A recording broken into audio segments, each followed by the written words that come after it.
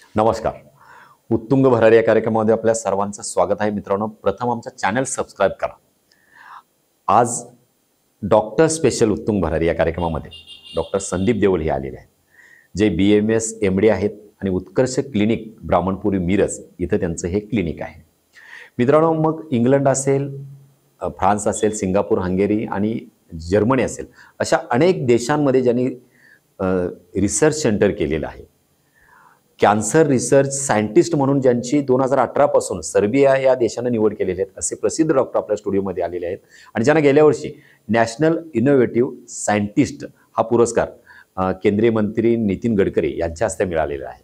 असे डॉक्टर संदीप देवल आपल्याकडे आलेले आहेत आणि आज आपण त्वचारोग आणि संयुक्त उपचार पद्धती हा विषय आपण मांडणार आहोत. त्वचारोग आणि संयुक्त उपचार पद्धती. नमस्कार डॉक्टर. नमस्कार डॉक्टर. त्वचारोग आणि संयुक्त उपचार पद्धती आणि समाधान हा आजचा आपला विषय आहे. तर आपण सुरुवात करूया. अनेक लोक या त्वचारोगापासून हैराण आहेत. मग त्यामध्ये अगदी छोटे विकार पण आहेत, मोठे पण आहेत. काही लोकांचं असे आहे की आता हे बरंच होणार नाही. बरोबर. त्यामुळे काही लोक म्हणजे क्लिनिकमध्ये, हॉस्पिटलमध्ये जात पण नाहीत. पण तरी सुद्धा आपण या लोकांना मात्र 100% सगळी उपचार पद्धती तुम्ही आता देत आहात उत्कर्ष क्लिनिकच्या माध्यमातून, आणि हे सगळं आमच्या सर्व प्रेक्षकांना या ठिकाणी जाणून घ्यायचं आहे. तर पहिल्यांदा पण डॉक्टर, फंगल इन्फेक्शन ते काय असते आणि ते कसं होतं ते सांगा. बरोबर. आता मुळात संयुक्त उपचार पद्धती हा शब्द का वापरला ते सांगतो. कारण त्वचारोग अनेक प्रकारचे, शेकडो आहेत. अगदी बरोबर. त्यातले बरेचसे मॉडर्न किंवा आधुनिक उपचारांनी पूर्ण बरे होतात. बरोबर. बरेचसे पूर्ण आयुर्वेदिक फक्त शुद्ध उपचारांनी पण बरे होतात. पण बरेच वेळा असं जाणवतं की दोन्ही उपचारांनी सुद्धा जे त्वचारोग बरे होत नाहीत, 3-3 वर्ष बरे होत नाहीत, आयुष्यभर बरे होत नाहीत, त्या उपचारात त्वचारोगांना काय करायचं. अच्छा. अशा वेळी आमच्या लक्षात आलं की संयुक्त म्हणजे आधुनिक थोडं आणि आयुर्वेदिक, जिथं जे चांगलं आहे ते दोन्हीचं कॉम्बिनेशन जर वापरलं तर असे दुर्धर आजार अत्यंत चांगल्या प्रमाणात बरे होतात. म्हणून आम्ही शेवटी संयुक्त उपचार पद्धतीला महत्व दिलेलं आहे. तो रिझल्ट येतो आणि मग हजारो पेशंट त्या उपचारांनी बरे व्हायला लागले. अगदी बरोबर. आता तुमचा पहिला प्रश्न जो होता तो आहे फंगल इन्फेक्शन. बरोबर. आता फंगल इन्फेक्शन याचा अर्थ बुरशी. करेक्ट. फंगल म्हणजे हजारो ठिकाणी ती असते, रानावनात असते, जमिनीवर असते, झाडातनं असते, फुलातनं असते, कपड्यातनं असते. यातून ती आपल्या अंगावर येते. बरोबर. आणि जे नंतर जे चालू होती ती बुरशी आपल्या शरीरावर चिकटली एकदा, त्याचे काळे काळे किंवा लाल लाल असे गोल गोल गोल पॅचेस यायला लागतात. अगदी बरोबर. ते चेहऱ्यापासून अगदी शरीराच्या सगळ्या भागावर येत असतात आणि मग खाजवून खाजवून लोक ते हैराण होतात अक्षरशः. मग बरेच वेळा आपण असं बघतो की आधुनिक उपचार पद्धती जी आहे त्याच्यामध्ये अनेक वेळा ट्यूब्स, गोळ्या, औषध दिलं जातं आणि ते बरे होतात. ते तात्पुरतं बरे होतात. हा. आणि परत 3 महिन्यांनी पुन्हा हजर. असा सिक्वेन्स 2-2, 3-3 वर्ष गेले तरी संपत नाही. म्हणजे हे लवकर का बरं होते. तर याच्या मागे काय होतं की फंगल इन्फेक्शन मुळात जेव्हा होतं तेव्हा तो एक संसर्गजन्य आजार आहे, कॉन्टॅमिनंट डिसीज ज्याला म्हणतो आपण. आता हे कसं होतं की तुम्ही कपड्यांमधनं जाऊ शकतो, भाजी बाजारात तुम्ही कॉमनली गेलात तर नोटांमधनं सुद्धा फंगल इन्फेक्शन पसरतं. नोटा आपण काउंट करतो. तो आता एखाद्या व्यक्तीचा घाम त्याला लागला असेल तर त्या घामात त्यांना नोटावर परत तुमच्या शरीरात. अगदी बरोबर. दुसरी गोष्ट की वर्षानुवर्ष आपण ज्या कपाटात आपले कपडे ठेवतो त्या कपड्यांमध्ये सुद्धा ते फंगल इन्फेक्शन लपलेलं असतं. अगदी बरोबर. आणि मग काय होतं की शरीराचं तुम्ही बरे करता आणि कपडे घातले की कपड्यावर पुन्हा शरीरावर येतं. अच्छा. त्याच्यामुळे पण ते फंगल इन्फेक्शन सारखं वाढत राहतं. दुसरा सगळ्यात इम्पॉर्टंट पार्ट जो आहे त्याच्यामध्ये साबणाचा अतिरेक, म्हणजे आजकालच्या काळात छान फ्रॅग्रन्सवाला साबण वापरला जातो पण तो खूप उग्र असू शकतो, तीव्र असू शकतो, त्यानं त्वचा उलटी कोरडी जास्त होती. आणि ज्या ज्या साबणाने त्वचा जास्त कोरडी होती तिथं फंगल इन्फेक्शन वाढतं. म्हणून साबण हा अत्यंत मऊ, स्निग्ध आणि चांगला असा ग्लिसरीन किंवा एलोवेरा कॉम्बिनेशन असलेला असा पाहिजे. म्हणजे आधुनिक उपचार पद्धती होऊन सुद्धा ते त्यामुळे ते बरे होत नाही. की प्रमाणाच्या बाहेर शॅम्पूचा वापर करणं, प्रमाणाच्या बाहेर आपल्या साबणाचा वापर करणं किंवा डिसइन्फेक्टंट जे आपण पूर्वी कोरोनामध्ये वापरायचो त्याचा वापर करणं. आणि चौथा सगळ्यात महत्त्वाचा मुद्दा की आहार. आता ह्यात आम्ही असं बघितलं की पेशंटच्या शरीरात जी प्रतिकारशक्ती असते ती जशी अँटीव्हायरस प्रतिकारशक्ती, अँटीबॅक्टेरियल असते तशीच अँटीफंगल पण असते. करेक्ट. ही प्रतिकारशक्ती डिस्टर्ब कशामुळे होती तर खाण्यामध्ये तुमच्या जीवनसत्व कमी पडणं, दूध दुभत्याचं प्रमाण कमी पडणं, फळांचं प्रमाण कमी पडणं, पाणी प्यायचं प्रमाण कमी पडलं. बरोबर. 3-3.5 लिटर दिवसात म्हणजे पाणी प्यायला पाहिजे. त्याच्याबरोबर सरबतासारखे पदार्थ किंवा हे कमी पडणं आणि त्याच्याबरोबर रिव्हर्स शरीराला असे दाहक चिडणारे पदार्थ ज्याच्यात आठवड्यातनं 3-3, 4-4 वेळा वडा, भजी, मिसळ, बरोबर, मॅगी किंवा न पचणारे थोडक्यात. न पचणारे पाणीपुरी, ज्याच्यामध्ये ते अच्छा, आजकाल चाट मसाला भयंकर जातो भयानक. आणि अजिनोमोटो नावाचा एक प्रकार असतो तो अच्छा. शरीरात जातो. चिंचेचा प्रमाणाच्या बाहेर जाणं ह्यानं काय होतं शरीर आणि इव्हन नॉनव्हेजचं पण मी बघितले बरोबर. की प्रमाणाच्या बाहेर चिकन मटण खाणाऱ्या लोकांना पुन्हा पुन्हा इन्फेक्शन होतं. इन्फेक्शन. त्यामुळे एकदा फंगल इन्फेक्शन झालं की ऍटलिस्ट 5 ते 6 महिने हे बाजूला ठेवायला पाहिजे. बरोबर. हे बाजूला काढायचं. उरलेलं सगळं अन्न तुम्ही चांगलं अन्न खावा, फास्ट फूड बंद करा, घरातलं ताजं अन्न आणि सगळं नेहमीचं सगळं जेवा. अच्छा. त्यानंतर ती प्रतिकारशक्ती निर्माण होती. बरोबर. पण मी बघितलंय की औषध घेऊन जेव्हा ही लोक ती परत परत खात राहतात तेव्हा ते पुन्हा पुन्हा येत राहतं. अच्छा. म्हणून आम्हाला सांगावं लागतं की हा आहार आता 6 महिने ते वर्षभरासाठी बंद करा. अच्छा. शरीर आपल्या आपण प्रतिकारशक्ती निर्माण करतं. Correct correct. आणि मग तो डिस्टर्बन्स होत बरोबर. विदाउट औषध. विदाऊट औषध. तिसरा एक प्रकार असा आहे की ते फंगसच्या विरोधीची प्रतिकारशक्ती वाढते. बाहेर ज्या औषधं आधुनिक औषधं जी असतात ना त्यांना ते फंगस मारला जातो. पण तुमच्या शरीरात पण अशी एक ताकद असते की तो फंगस मारला जातो. अगदी. ती ताकद आपण त्या औषधाने आपली वाढवली. प्रतिकारशक्ती ते थोडक्यात. आपली प्रतिकारशक्ती ती मग वाढवायचं काम आयुर्वेदिक मेडिसिन्स मध्ये फार चांगली येतं. बरोबर. आणि मग आम्ही अशी ती आयुर्वेदिक मेडिसिन हुडकून काढली बरं. आणि त्याच्या गोळ्या बनवल्या आणि त्या गोळ्या आता आम्ही देतो. आणि पेशंटचं कसं होतं 1 महिना फंगल इन्फेक्शन गेलं की पेशंट परत येतच नाही तुमच्याकडे. अच्छा. पण मी त्यांना सांगतो की फंगल इन्फेक्शन खास कमी झाली तरी ते इन्फेक्शन गेलं असं समजू नका. तिथं जो डाग आहे तो डाग म्हणजे सुद्धा 10,000 जंतू असतात. अच्छा. अरे ते सगळे डाग गेल्यानंतरच तुम्ही खऱ्या अर्थाने सुटलात. हा एक गोष्ट. म्हणून पूर्ण बरं वाटून खास कमी झाल्यावर सुद्धा पुढे 3 महिने कोर्स आयुर्वेदिक पूर्ण करा. अच्छा. संयुक्त उपचार 1 महिनाच घ्या. बरोबर. नंतर फक्त मलम आणि आयुर्वेदिक औषधं तुम्ही कंटिन्यू करू शकता. बरोबर. त्याचा हा फंगल इन्फेक्शनचा जबरदस्त फायदा होतो. आणि मग ते पेशंट मात्र मी बघितलं की परत खरोखर पुन्हा बरे होतात आणि येत नाही. म्हणजे फंगल इन्फेक्शन डॉक्टर पूर्णपणे बरं होऊ शकतं हा संयुक्त उपचार पद्धतीमुळे. आता यात आणि एकच पॉईंट सांगतो. शरीराला तर उपचार आपण देतोच पण ज्या कपड्यांवर पसरतं त्या कपड्यांना उपचार देत नाही. अच्छा. म्हणून मी फंगल इन्फेक्शन असलेल्या पेशंटना नेहमी सांगतो अच्छा. की रोज आतले बाहेरचे प्लस काय टॉवेल नॅपकिन तुमचं सगळं जर्किन रोज डेटॉलच्या पाण्यात बुडवून ठेवा 2 तास आणि मग धुवा. अगदी. असं 2 महिने करा. त्यानंतर ते कपाट असतात त्या डांबराच्या गोळ्या टाका, ते कपाट स्वच्छ करा. ट्रान्सफर बंद होतो तुमच्या शरीरावरनं कपड्यावरनं शरीरावर.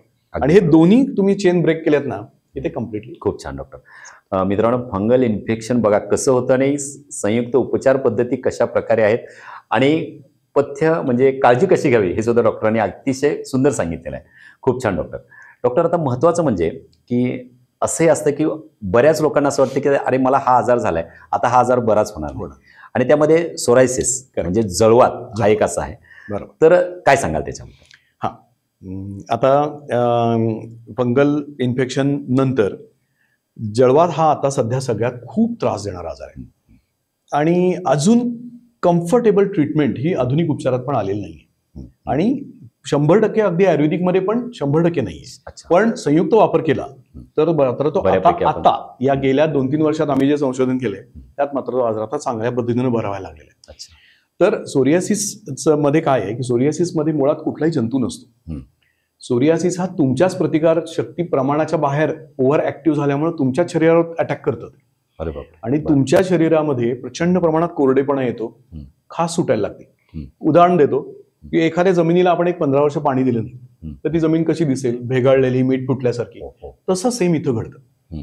आणि प्रॉब्लेम काय येतो की स्टेरॉइडची मलम लावणं भागच असतं, लावली जातात, आयुर्वेदिक मलम पण लावली जातात.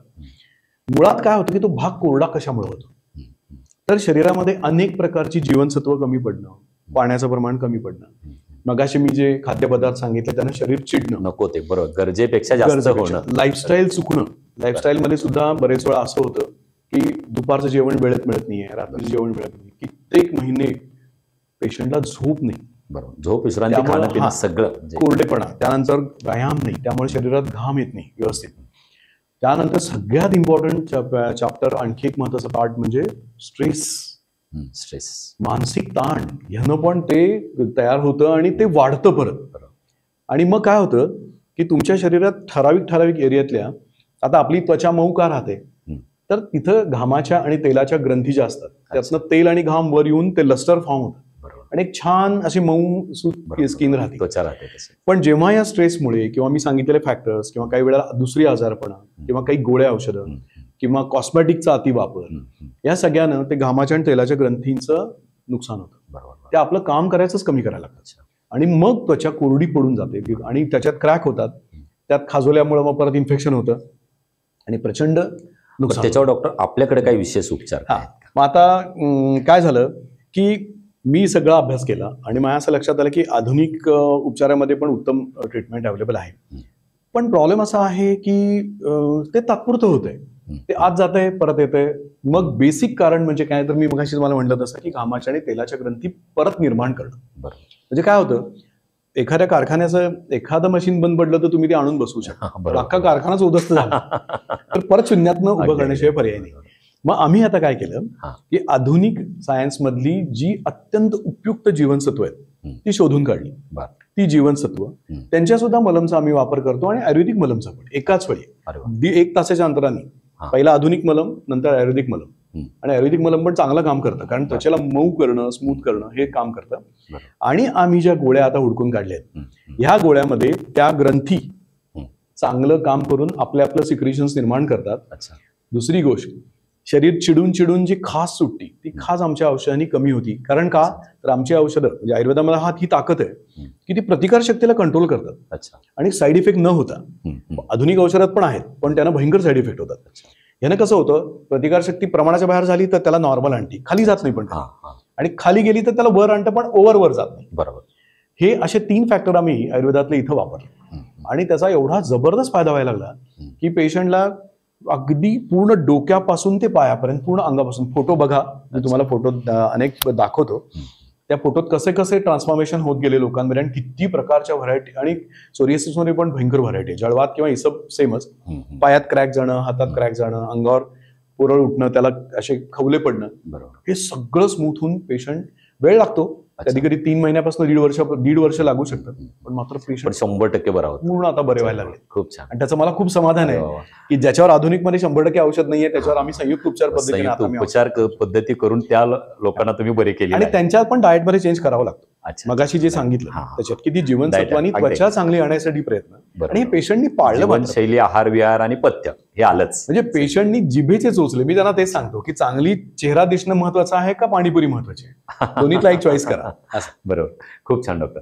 डॉक्टर, आता फंगल इन्फेक्शन झालं, सोरायसिस म्हणजे जळवात सुद्धा झालं, तर आता आणखी एक दुर्धर आजार की जो असा आहे की लोकांमध्ये हा तर बराच होणार नाही, म्हणजे कोड. करेक्ट. तर कोडवर सुद्धा म्हणजे बरेचसे पेशंट आपणही थोड्याफार प्रमाणामध्ये बरे केलेले आहेत. बरोबर. तर कोड कशामुळे होता आणि कुठल्या उपचार पद्धतीला? कोड आता हा मात्र तसा खूप किचकट आणि कॉम्प्लिकेटेड प्रॉब्लेम आहे. कोड कसं असतं की अनुवंशिक असू शकतं किंवा पाठीमागूनच्या आई वडिलांना असेल तर मुलांना येऊ शकतं, जन्मजात गर्भाशयात असताना काही प्रॉब्लेम क्रिएट झाल्यामुळं. आता ह्यामध्ये अनुवंशिक किती पर्सेंटेज धरायचं डॉक्टर? 10% अनुवंशिक असतं. पुढे त्यानंतर गर्भाशयामध्ये असताना ज्याला कंजेनेटल म्हणतो आम्ही, किंवा काही वेळेला काही आतून काही जीवन त्याच वेळी काही घडामोडी घडल्यामुळं अचानक पिगमेंट्स म्हणजे ज्याला रंगद्रव्य म्हणतो ही एकदम सडनली एखाद्या ठिकाणची कमी होणं आणि प्रॉब्लेम क्रिएट होणं, हे कोडच आहे. नंतर बघितलं लहान मुलांमध्ये अचानक एखादं व्हायरल इन्फेक्शन होतं आणि मग अँटीबायोटिक्स दिली जातात, त्याला पर्याय पण नसतो आणि त्या औषधांना रिॲक्ट म्हणून अचानक एकदम रंगद्रव्यांचं प्रमाण कमी व्हायला लागतं. मध्यमवयीन मुलांमध्ये पण एखादी जखम झाली आणि जखम झाल्यावर सुद्धा त्या जखमेतनं कोडाची निर्मिती होऊ शकते. आणि वयस्क मोठ्या लोकांमध्ये पण मी कोड बघितलंय, तर त्याच्यामध्ये पण सेम प्रॉब्लेम्स येतात. अनेक प्रकारची जीवनसत्व, लाईफस्टाईल हे सगळं कमी पडून आत शरीर असं वाट बघत असल्यासारखं असतं आणि त्यात एक स्ट्रेसचा झटका येऊन गेला, एखादा मानसिक जबरदस्त ताणाचा झटका आला तरी सुद्धा कोडाची निर्मिती होऊ शकते. आणि ते मेंदूमध्ये ज्या पिच्युटरी ग्लँड्स म्हणजे हार्मोनल पण आहे थोडा प्रॉब्लेम, तो तिथून पासून ती रंगद्रव्य सिक्रेट करायला मदत करणाऱ्या ज्या ग्रंथी असतात त्यांची कामं कमी होतात आणि त्यामुळे ते त्वचेपर्यंत मग ते पोहोचत नाही. आता याची आपल्याकडची उपचार पद्धती आता काय झालं की खूप याच्यावर ऍडव्हान्स टेक्नॉलॉजी, इव्हन म्हणजे अल्ट्राव्हायोलेट रेज वगैरे असं बरंच काय काय मॉडर्न थेरपीमध्ये पण आलंय आणि ते उपचार करतात. पण माझ्या असं लक्षात आलं की 3-3, 4-4 वर्ष छोटे छोटे मुलं असतात, 7 वर्षाची मुलगी आहे, 6 वर्षाची मुलगी, गेली 5 वर्ष आम्ही ते घेतोय, औषधं घेतोय, सर पण काही एक्सपोर्ट काहीच काहीच नाही. नाहीये. बरोबर. मग मी तो विचार करायला लागलो. मग परदेशात आम्ही जात होतो, तिथे पण संशोधन करायला लागलो. मग नंतर आम्हाला असं लक्षात आलं की आयुर्वेदामध्ये पूर्वी सुद्धा हा आजार लिहून ठेवलेला आहे. मग ती खरोखर औषधं वापरायचा प्रयत्न केला. पण प्रत्यक्ष जे लिहिलं त्याच्यापेक्षा काहीतरी थोडं वेगळं आम्हाला संशोधन करायला लागलं. बरं बरं. आणि आता असं लक्षात आलं की जिथं जिथं ते फॅक्टर्स कमी पडतात तर त्याच्यामध्ये रंगद्रव्य निर्माण करणारी संस्था, त्वचेमध्ये रंगद्रव्य जाणारे काही सिस्टीम्स असतात त्या, अच्छा. इथून पासून ही प्रतिकार शक्ती, त्यानंतर शरीरात काही विषारी घटक असतील, हे सगळ्याचं असं एक कॉम्बिनेशन फॉर्म्युला हळूहळू तयार करत गेलो. त्याला बराच ट्रायल घ्यायला लागला. 500-700 ट्रायल नंतर आता मात्र सक्सेस मिळायला लागलाय. अरे वा. आता तुम्ही फोटो बघू शकता की लहान मुलांपासून मोठ्या माणसांपर्यंत पूर्ण गायब पण होऊ शकतं. अरे वा. बरं. म्हणजे खूप छान. लहान मुलीचा चेहरा आहे, पूर्ण चेहऱ्यावर कोड आहे, आता एकही स्पॉट नाही. बरं. आणि असे काळे काळे काळे पहिला किंवा असे आपल्या त्वचेच्या कलरचे स्पॉट पूर्ण येताना असे फोटो आहेत. बरं. आणि ते येऊन पूर्ण शरीर भरून ते कोड कमी झालं. अच्छा. हा आत्ता सक्सेस मिळाला. बरं. पण वेळ खाऊ काम आहे. अजूनही असं स्पॉन्टेनियस 2 महिन्यात ते कोड मात्र आम्ही कमी करू शकत नाही. अच्छा अच्छा. पण डेफिनेट स्पॉट यायला लागतात. 2-4 वर्ष, 2 वर्ष, 4 वर्ष, 5 वर्ष. आई वडील काय म्हणतात पेशंटचे, अहो 6 वर्ष आम्ही घेतो, एक स्पॉट पण आला नाही, 2 महिन्यात 2 स्पॉट आलेत ना, काही प्रॉब्लेम नाही, म्हणजे पुढे होईल. पण वर्षभरात त्यांना तो रिझल्ट दिसतो. आणि या फोटोत मी दाखवल्याप्रमाणे ते आता बऱ्यापैकी आम्हाला सक्सेस रेट त्याचा वाढलाय. म्हणजे पहा, लक्षात घ्या का हा रिसर्च केला हे पण सांगतो. कारण एखाद्या मुलीला, लहान मुलीला कोड होणं हा एक सोशल स्टिग्मा आहे. 100%. तिच्या पुढच्या आयुष्याच्या दृष्टीने पण हा मोठा प्रॉब्लेम आहे. मुलांना पण हा प्रॉब्लेम आहे, लग्न होताना, अनेक होताना. तो विचार डोक्यात घेऊन आम्ही ते संशोधन वाढवलं की नाही, ह्याच्यावर आपल्याला काहीतरी करायलाच पाहिजे. आणि ते थोडंफार काय बऱ्यापैकी म्हणजे उपचार अगदी बऱ्यापैकी आपल्याकडे आहेत आणि पेशंटही त्या माध्यमातून बरी व्हायला लागले. ट्रीटमेंट. आणखी एक डॉक्टर महत्वाची समस्या म्हणजे पहा, लक्षात घ्या, तुमच्या सगळ्या समस्या आणि त्या समस्यावरती निराकरण आणि उपचार हे सुरू आहे. लक्षात घ्या. महत्वाचा प्रश्न आणखी एक असा येतोय की सध्या लोक हैराण आहेत. म्हणजे केस पांढरे होणं, केस पांढरे कोणाला व्हायला नको वाटतात की आपण कायम जवान राहावं. आणि त्याच्या पुढचा प्रश्न केस गळणे. आता याच्यावरती नेमकी ही समस्या आपल्याकडे काय उपाय आहे? नो डाऊट की हे संशोधन मॉडर्न मेडिसिन मध्ये प्रचंड आहे. त्याचा पण अभ्यास केला, आयुर्वेदिक मध्ये पण अभ्यास केला. आणि सगळ्यात महत्वाचं असतं की कारणांचा शोध. पहिली गोष्ट, कुठल्याही कार्य मीमांसेला कारण हे आहेच. मग बरेच वेळा असा मजेशीर एक्सपिरियन्स येतो की लहान मुलांना केस आहेत पण ते पांढरे व्हायला लागलेत. बरोबर. मोठ्या माणसांना त्यांचं पांढरे केस चालतील पण केसच नाहीत. बरोबर. त्यामुळे टक्कलच पडते. असे समस्या अनेक दिसायला लागल्या. तर आता एक मात्र तुम्ही जो विषय फार छान मांडलात की पांढरे केस होणं हे 40 नंतर होत असेल तर ते वयानुसार जसं आपले हार्मोन्स कमी पडतात, हळूहळू आपली ताकद कमी पडते, सगळ्या गोष्टी कमी कमी होत जातात. त्यानंतर होणं हे ऑब्व्हियस आहे. म्हणजे यात काही फार मोठा विषय वाटत नाही. पण लहान मुलं म्हणजे मी तुम्हाला विश्वास बसणार नाही, आता 6 ते 7 वर्षाची मुलं, एक तर मुलं आहे ते 4 वर्षाचं आहे फक्त, आणि मागचा पट्टा, साईडचे केस पांढरे झाले. त्यानंतर 11 वर्षाची मुलगी, 12 वर्षाचा मुलगा, 10वीतला मुलगा, यांचे 50% केस पांढरे झाले. मग आता इथं खूप आश्चर्याची कमाल वाटली की ही मुलं व्यसन काही करत नाहीत, ही खूप लहान आहेत. एवढं सगळं असून सायन्सचं चुकतंय कुठं? मग 12 वर्षापूर्वीच्या ग्रंथात किंवा त्याच्याही पेक्षा जास्त जुना असेल, त्यांनी या गोष्टी सांगून ठेवल्यात की तुम्ही आंबट आणि खारट हे पदार्थ जेवढे जास्त खाल तेवढे केस गळतात आणि पांढरे होतात. अच्छा. त्या सिक्वेन्सचा अभ्यास केला आम्ही.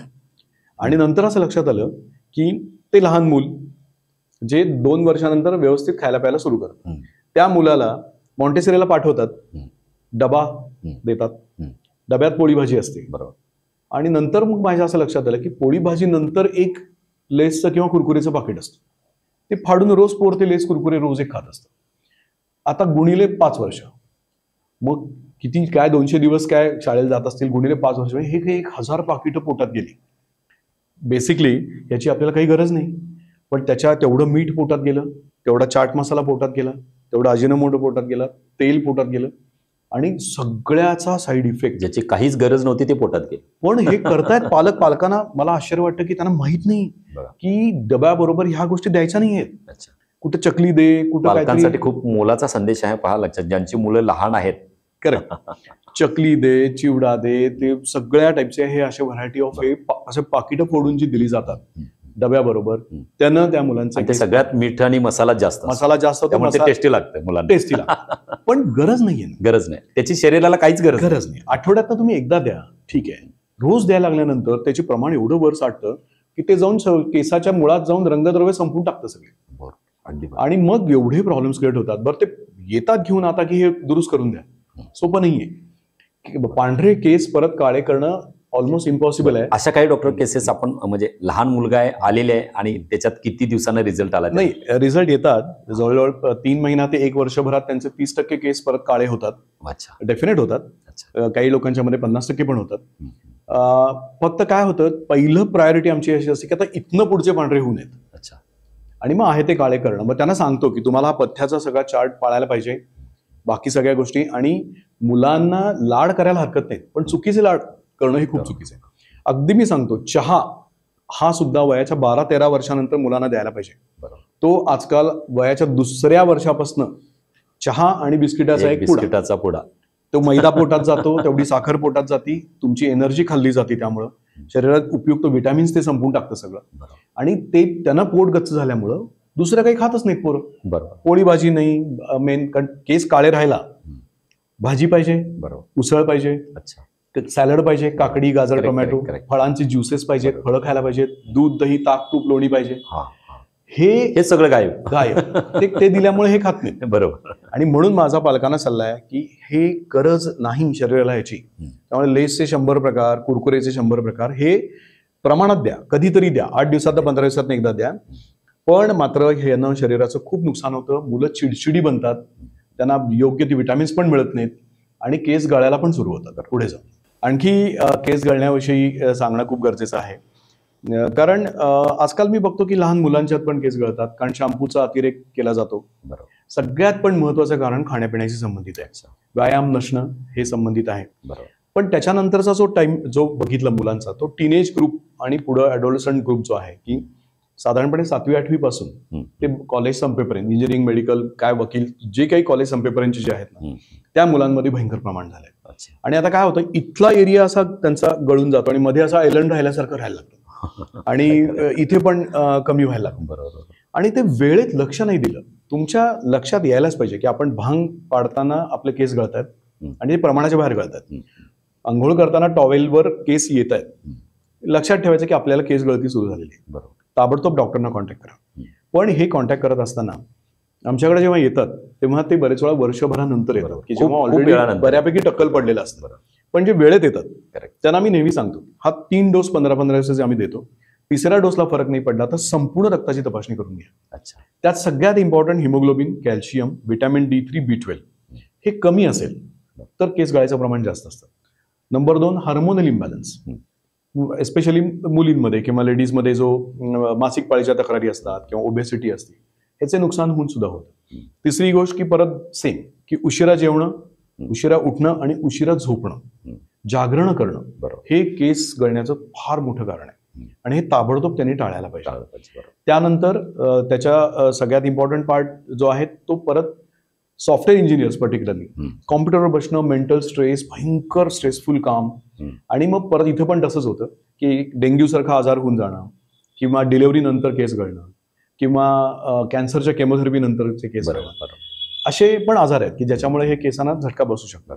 पण मानसिक ताणतणाव हा पण एक मोठा इश्यू आहे. पण या सगळ्या जे प्रॉब्लेम्स आहेत हे आपण जर ब्लड टेस्ट केल्या व्यवस्थित, त्या ब्लड टेस्ट एक 4-5 हजार पर्यंत जातात, ते करायला तयार होत नाहीत लोक, पण त्याची अत्यंत गरज असते.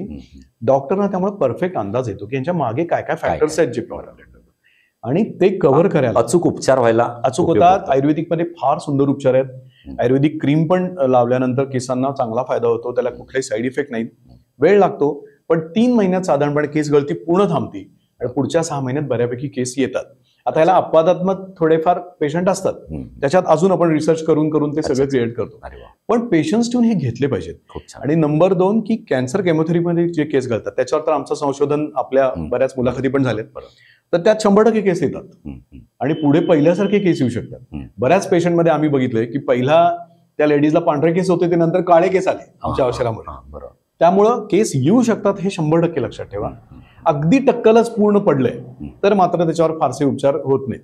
पण शिल्लक आहेत केस, ते वाढवायचे. काही आयलंड्समध्ये आहेत गळती तर पूर्ण थांबते आणि या सगळ्याचा आपण मला वाटतं फायदा करून मित्रांनो लक्षात आलं तुमच्या केस फक्त गळायला सुरुवात झाल्या जर तुम्ही तात्काळ गेलात गेलात. तुमची केस गळती पुढची मात्र थांबू शकते. बरोबर. खूप छान डॉक्टर आता नागिन आणि पिंपल्स आपण बरेच आजार घेतलेले आहेत. नागिन आणि पिंपल्स बद्दल जरा आमच्या प्रेक्षकांना सांगा.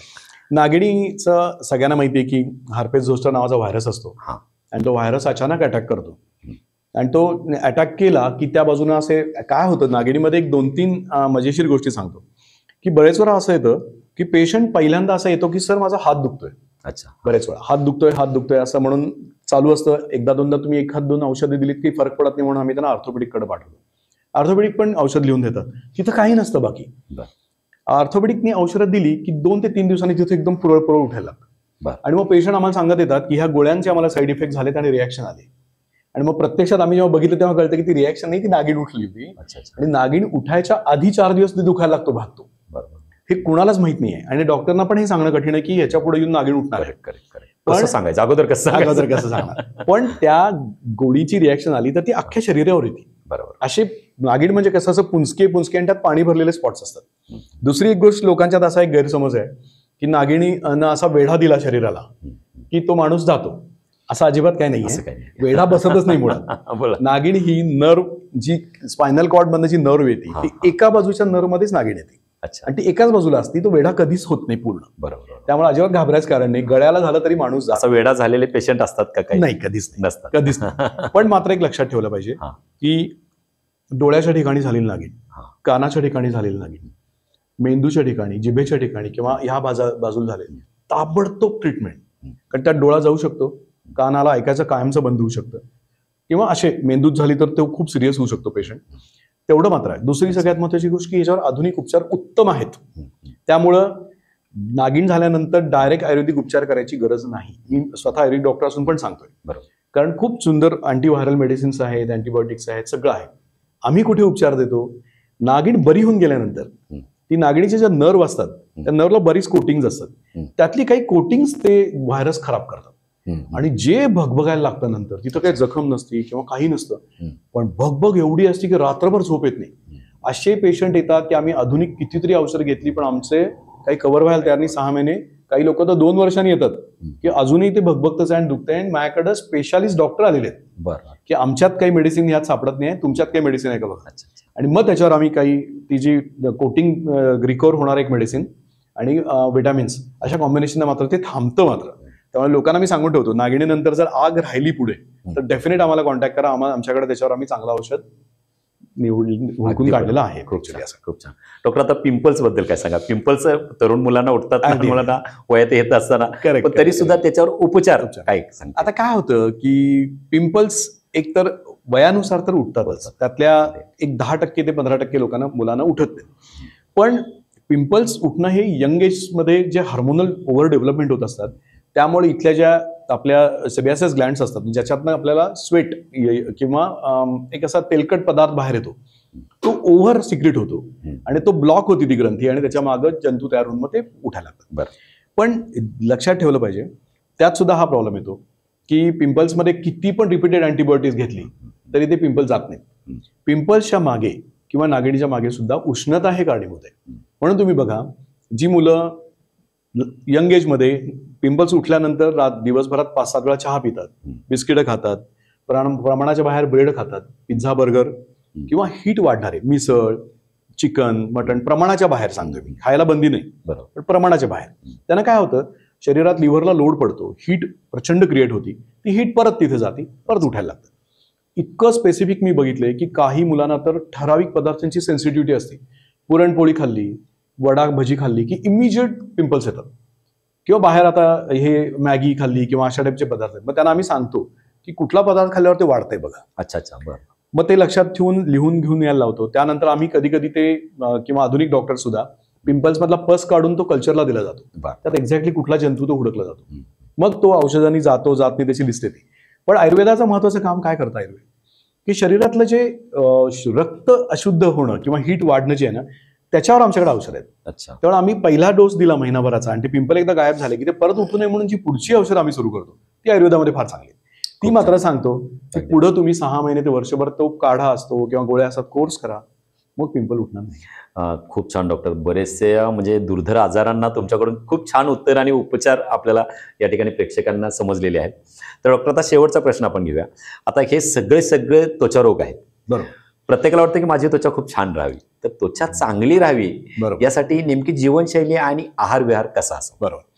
आता ह्यात अजून एक छोटा पॉईंट राहिला, तो म्हणजे आजकाल 40 नंतर 35 नंतर मुली किंवा लेडीजच्या चेहऱ्यावर वांग उठतं काळ्या प्रकारचं, आणि ते इतक्या त्रस्त असतात, अनेक उपचार करून सुद्धा ते वांग कमी होत नाही. तर त्याच्यावर सुद्धा आता आमच्याकडे उपचार आहेत आणि ते चांगल्यापैकी कमी करता येतात. असे काळे स्पॉट्स येणं, तर वांग डेव्हलप होताना मी स्पेसिफिक लेडीजना समजावून सांगतो, जेंट्सच्या चेहऱ्यावर पण उठू शकतं. मगाशी सांगितलं तसं पूर्ण जीवनशैली त्याला कारणीभूत आहे. डिलिव्हरी नंतर वांग उठू शकतं, हार्मोनल चेंजेसमुळे उठू शकतं, प्रमाणाच्या बाहेर इथं पिगमेंट निर्माण होतात कारण नसताना.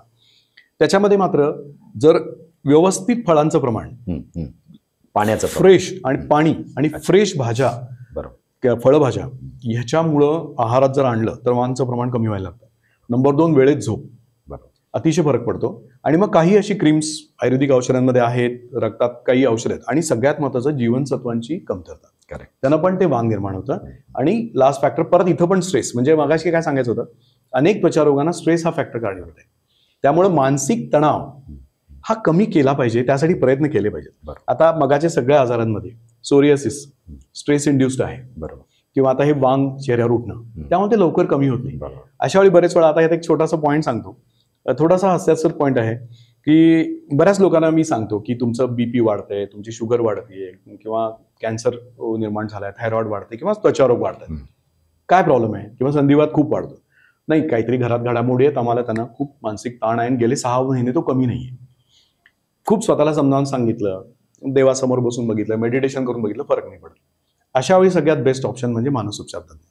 म्हणजे सध्या मेडिकल फॅकल्टीमध्ये सगळ्यात इम्पॉर्टंट जर कुठले डॉक्टर असतील तर ते मानसोपचार तज्ञ आहेत. अगदी बरोबर. आणि त्यांचे उपचार हे घेतले पाहिजेत. कारण तुम्हाला जर ताण आहे आणि तो तुम्ही स्वतःहून तो आता कमी करू शकत नाहीये, आणि आत पण ठेवू शकत नाहीये, बरोबर, आणि बाहेर पण सांगू शकत नाहीये, असं जेव्हा कॉम्प्रेस होतो विचार, तेव्हा हे असे वांग किंवा अशा प्रकारच्या आजारांना खतपाणी मिळतं. बरोबर. म्हणून पण लोक मला सरळ विचारतात, तुम्हाला काय वाटतं, आम्ही मनोरुग्ण आहे, आम्ही मानसोपचार तज्ञाकडे कसं जाणार? मानसोपचार तज्ञ म्हटलं की असं होतंय. पण मी त्यांना तेच समजावून सांगतो की मनोरुग्ण असायला कशाला पाहिजे.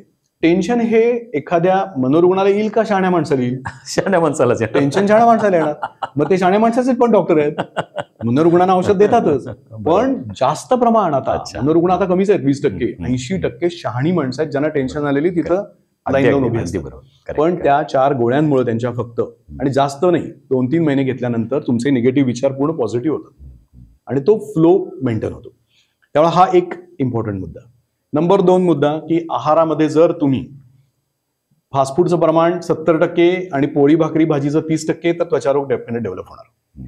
उलटं व्हायला पाहिजे. 70-80% नेहमीचं जेवण, चांगला नाश्ता, वेळेवर नाश्ता, आणि कधीतरी आठवड्यातनं एकदा पाणीपुरी, रगडा पॅटीस, भेळ, काहीतरी एकदा फक्त, आणि त्याला सुद्धा प्रमाण असेल तर त्वचा खराब होत नाही, कारण मिठाचं प्रमाण वाढत नाही, मसाल्याचं प्रमाण वाढत नाही. करेक्ट.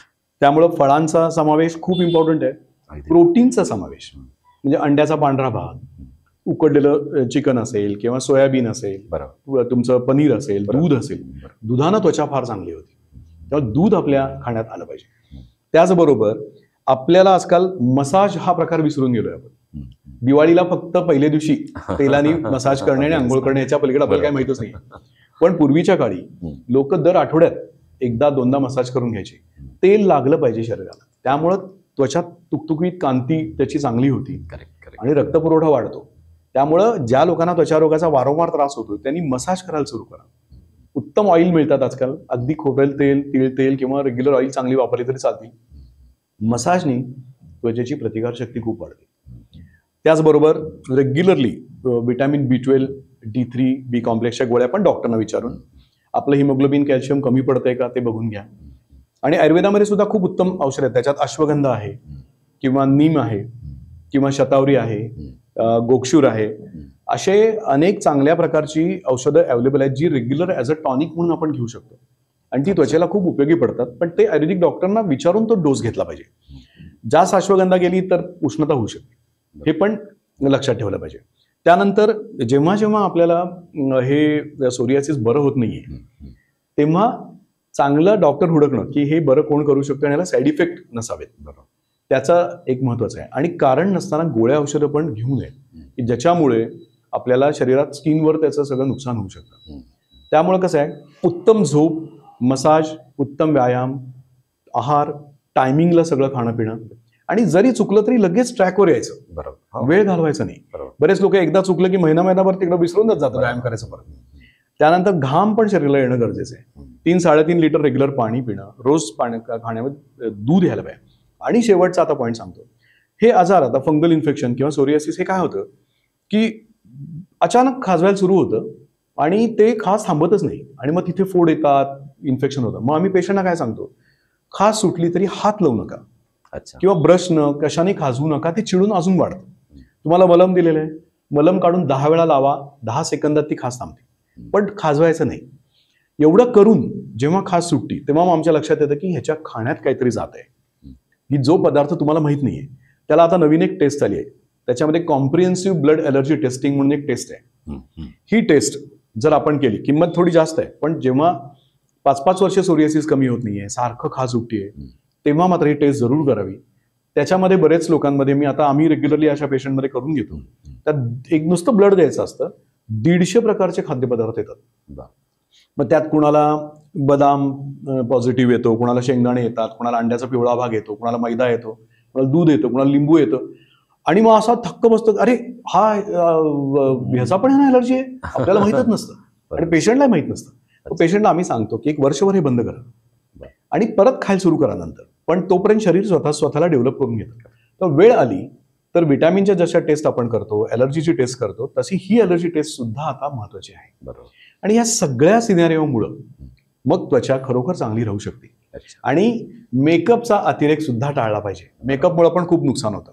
तर मेकअप करून झाल्यानंतर आयुर्वेदिक क्रीम्स किंवा आयुर्वेदिक, आता साबण आयुर्वेदिक असला तरी त्यात केमिकल असतंच, ग्लिसरीन सोप आणि ॲलोवेरा घातलेलं किंवा कोरफड घातलेले जे सोप असतात ते जरूर वापरा. आणि मेकअप काढल्यानंतर एक उत्तम क्रीम मॉइश्चरायझर लावा आणि चेहरा लगेच धुवा, मॉइश्चरायझर लावा. अशी वेळोवेळी जर प्रोटेक्शन घेतलं तर मात्र डेफिनेट, आणि दुर्लक्ष मात्र करायचं नाही. खूप छान. की एकदा दोनदा रिपीट होतंय ना, तिसऱ्या वेळी तुम्ही व्यवस्थित ट्रीटमेंट घ्यायचं. मला वाटतं ह्या पद्धतीने आपण त्वचारोग बऱ्यापैकी, अतिशय छान, जे आधुनिक उपचारांना बरे होत नाही, बरोबर, ते संयुक्त उपचारांना हे बरे करू शकतो. खूप छान डॉक्टर. संयुक्त उपचार पद्धती म्हणजे त्वचारोग आणि संयुक्त उपचार पद्धती आजचा विषय होता. डॉक्टरांनी अतिशय सुंदर मांडलेला आहे. अनेक त्वचारोग आणि त्यावर कशा पद्धतीने उपचार करता येतात आणि तुम्ही पथ्यपाणी सुद्धा कुठलं वापरलं पाहिजे आणि आहार विहार जीवनशैली कशी अवलंबली पाहिजे हे डॉक्टरांनी खूप छान सांगितलेलं आहे. आणि डॉक्टर खरंच खूप अगदी तुमचं हे रिसर्च चालू आहे. तुमच्या या रिसर्चला आणि तुमच्या उत्कर्ष क्लिनिकला आमच्या सांगली मीडिया सर्व्हिसेसतर्फे आणि तुमच्या उपचार पद्धतीला आम्ही खूप खूप शुभेच्छा देऊया. अशीच तुमच्या हातून अतिशय चांगली उपचार पद्धती होत राहो आणि असंख्य शेकडो रुग्ण बरे होत राहो. खूप खूप शुभेच्छा सर. धन्यवाद सर.